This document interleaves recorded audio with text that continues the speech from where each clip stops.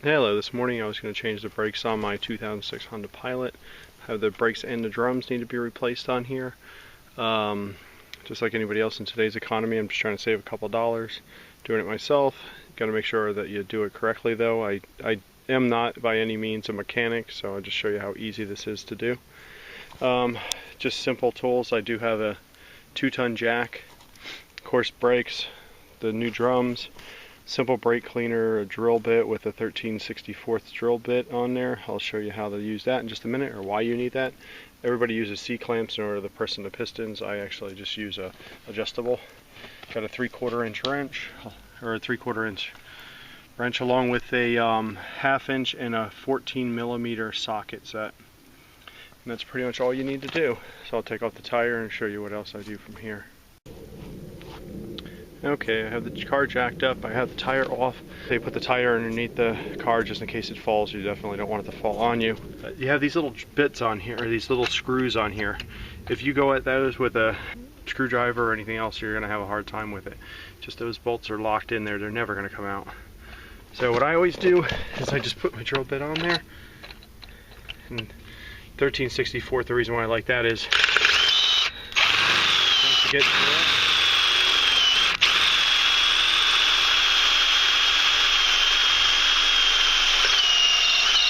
you can see it punches right out. Once you get those 2 screws drilled out. Then in the back over here, this is a 12mm, and back here is a 14mm, and those two, you take off both of those in order to get the brake off. This one actually takes off the whole caliper itself, so 12mm does. In order to get the rotor off, you need to take out these 14mm ones back here. So I'll do that really quick. While taking off these 12mm sockets, there is a this right here is 3/4 inch wrench. It just slides right on top of this little piece right here to keep it from spinning. So if you do this without taking it off, this will just continue to spin and it could rip that boot. I never used the emergency brake. These do have emergency brakes hooked up to the back brakes, so you can't get the drum off obviously if you have the emergency brake on. So if it turns, the emergency brake normally isn't on, or since it's a front wheel drive vehicle, I never put the emergency brake on anyway. And another important tool, or important thing, these cobalt tools, they're very inexpensive. You can slide them over top of a longer screw if you needed to. But the bad thing about them is they're really cheap. They suck. So if you really need something, buy some quality tools. Okay, I have most of these bolts out. So the 14mm are still in there. So let's pull those out. I always keep them all localized, of course, because 2 things. My driveway is still gravel because just like everybody else today, I'm poor. And of course, whenever you decide to do anything like this, you need to, it decides to snow, rain, or sleet, or anything else that you don't want it to do. So just Murphy's Law. When you're told to do it, or it needs to be done, it snows. But I have these out. Most of the time these things are rather easy to get off. As you can see, there's the caliper. Just move that out of the way. There's the brakes. They don't look so bad, but I still don't want them on there. This is what the 14mm was holding together. So this is basically keeps the rotor on. And sometimes the rotors pop right off after the screws are out. Other times you can take a pilot screw, screw it into these little holes, and it'll push against the interior portion of the rotor, and it'll actually push this right off. So I'm going to get that off for you. So I was working on getting off this rotor. Now, like I said, you can take screws, screw them into these holes. It'll push against the back portion, and it'll actually pull the drum out. One of the favorite tools that I like to use, I just use a hammer. Tap that, and as you can see, it knocks it right loose. And it's easily removed. So there's that. On the inside, you do have the emergency brakes. And of course my other drink, I just replace them. These things are a lot easier to be replaced than get them reground or anything. And of course, the new ones, easily packaged.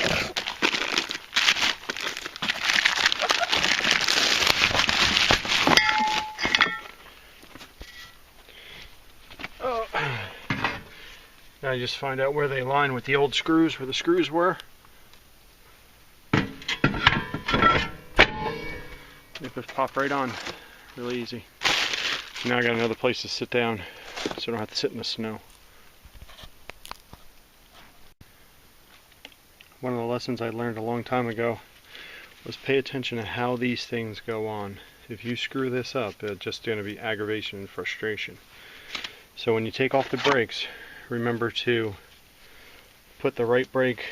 If you see this little whistler tab or squeaker tab, whatever they call it, this piece actually, you can see that little, how it comes out into the brake system right there, right at the end, right here. Well, when that gets down really low, that's when it starts squeaking against the drum. So that's when you know that you need to replace them. Yeah, as you can see, after squeezing this with the pliers through here, it actually squeezed that right in. Squeeze that piston straight in. I have a Honda Civic, also a newer Honda Civic. If you look on the inside of the piston, as this one's just hollow. The Honda Civic, it's flat, and there's actually, it looks like a crosshair in the center. It's just an X. If you just take a large screwdriver or something like that, a large regular head screwdriver, or anything else that's flat and skinny like that, you actually can put it in there or just screw it in. So that's the way to do that one. Make sure you do not pound it in or squeeze it in or anything else on the Civics. So now with this, it's important just to, you can hook this piece back up. So first this piece slides right on, it just slides right in like this. You can squeeze your brakes back in now if you felt like it. And then what I'm going to do is tighten on those bolts, and then I'll put on the piston. Okay, that's what that looks like with the brakes in place. And then the piston will just slide right in here.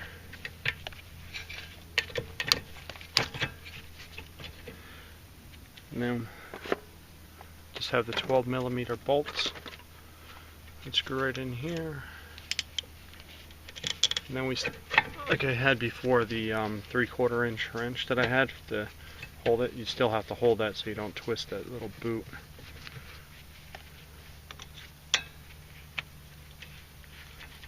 So I'll squeeze those on in just a second. I'll just tighten these things down. Actually getting lucky here, that one's not spinning.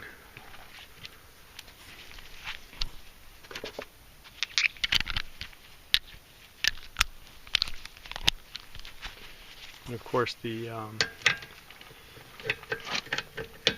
this one's going to spin. Nope, not so bad. There we go. So those are tight. There'll still be a little bit of wiggle in them, but I think that's normal. And once you put on the wheel, then you're all set. Also, a lot of people would be curious about those screws that I knocked out through here and whether or not you need those. I'm sure manufacturers, they would say yes, you do. The way I see it is when you tighten on the wheel, it's going to tighten this down, and then it's just going to hold into place anyway, so the rotor will actually be level and flat like it's supposed to as it's spinning without those little screws in there. And then you don't have to have to screw them back out again or finding new ones to put in there. And sometimes the thread will be fine after you screw it out. That's why I use that particular drill bit, because it will screw them out without ruining the threads. But I just don't find them useful. Like old brakes, you used to have to bleed them. These you don't have to necessarily bleed. All I do is actually pop the cap on the hood itself. When I'm under the,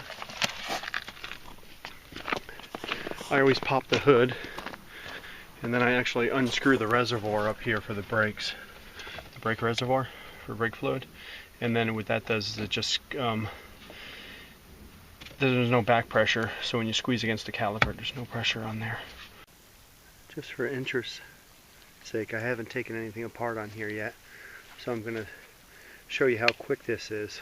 So rather than paying $1,000 from Honda, you pay $200, do it yourself. This is the driver's side front wheel. This is the last tire I got to do. So I'm just going to take this off, show you how quick and easy it is, and then you can decide for yourself whether or not you ever want to do this, or if you think it's easy enough to tackle.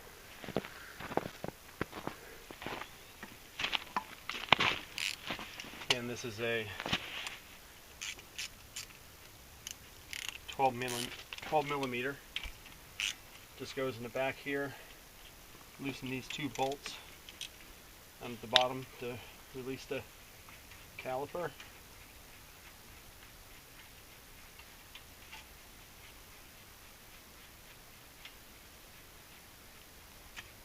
Make sure you keep those in a safe place so you're not going to lose them.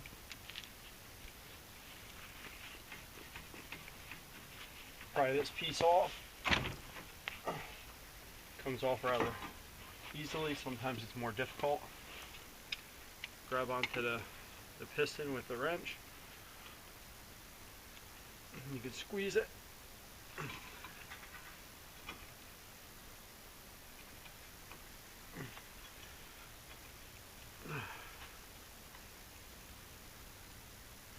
And that piston will go in. Nothing special, it doesn't have to spin or anything else, some of the other ones do spin in.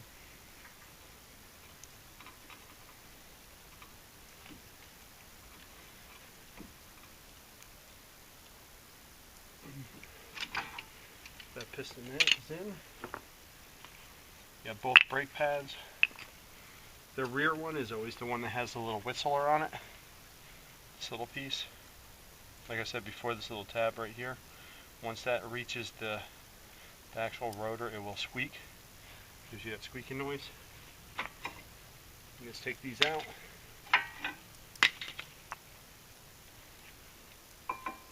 And then there's a little groove these things slide right back into.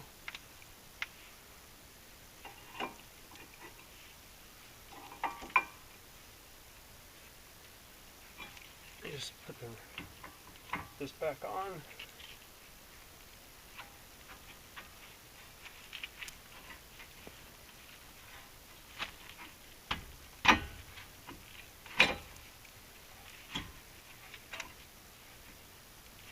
And of course it won't go exactly smoothly as you want it to every time. That's in. Use your little, put these 1/2 inches back in.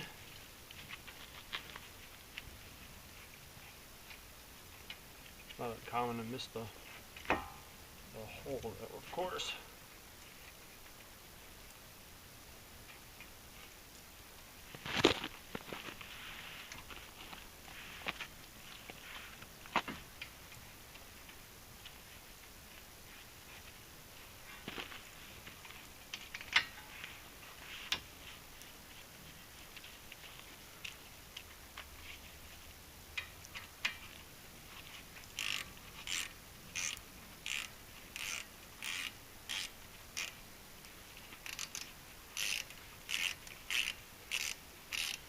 Like I said before, these cobalts, not that good. But you can hold the back of it like this and it'll actually screw in. So that's one of the good things about these, I guess I don't know what they're called, ones with the hole in the center. So you can get longer bolts if you have to.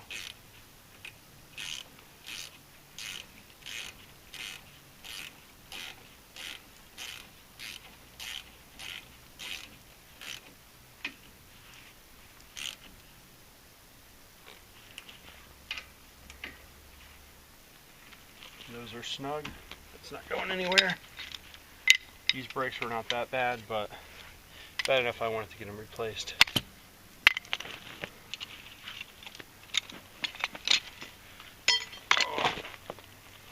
And of course,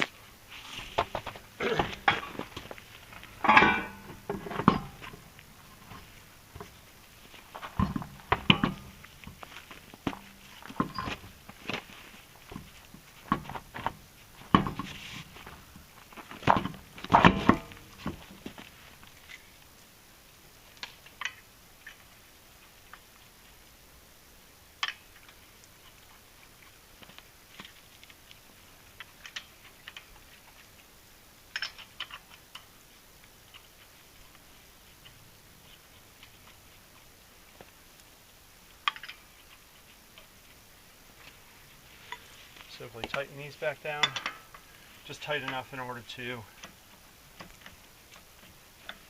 have them snug. I'll normally snug them down, and then after the car's on the ground, after you take the jack out from underneath it and the weight of the truck will hold it from spinning, and then you tighten them down fully.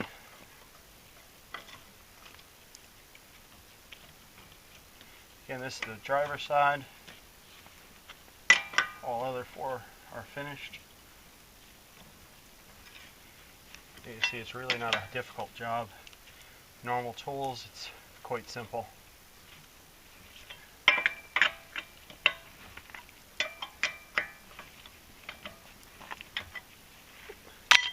And that's it. One of the things you try not to forget is make sure you put this back on. The cap to the reservoir for the fluid, for the brake fluid. So that's back snug. And then drop the vehicle and then start the car up. Pump the brakes a few times. It should tighten right up. And it should be safe to drive right after that. And that is all.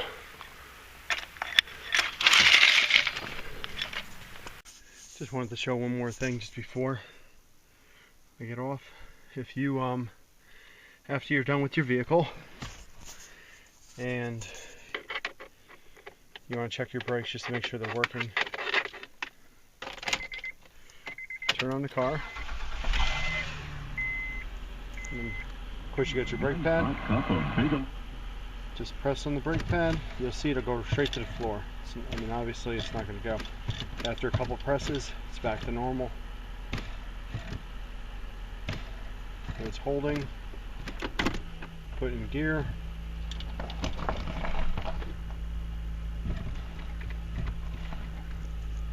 And it's gonna work fine. Later on, as soon as I get all the wheels tightened down a lot better, I'm gonna take it for a drive. But that's basically all. And it's 36 degrees. Great. So that's the kind of weather I have to deal with whenever I have to work on my car all the time for some strange reason. But thank you. One other food for thought. Before replacing the brakes, I did have Honda, the dealership itself, look at these. The price that they quoted in order to do exactly what I'm doing right now, which probably took me 2 hours with the camera, so I was fooling around a little bit. The price they quoted was about $1,000. The parts and all the parts that I purchased with this, it cost under $2,000.